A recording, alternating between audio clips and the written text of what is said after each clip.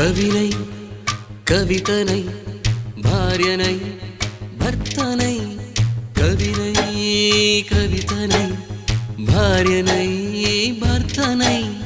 మల్లెల దారిలో మంచు ఎడారిలో మల్లెల దారిలో మంచు ఎడారిలో పన్నీటి జయగీతాల కన్నీటి జలపాతాల నాతో నేను అనుగమిస్తూ నాతో నేనే రమిస్తూ ఒంటరినై అనవరతం కంటున్నాను నిరంతరం కలల్ని కథల్ని మాటల్ని పాటల్ని రంగుల్ని రంగవల్లుల్ని కావ్య కన్యల్ని ఆడపిల్లల్ని జగమంత కుటుంబం నాది ఏకాకి జీవితం నాది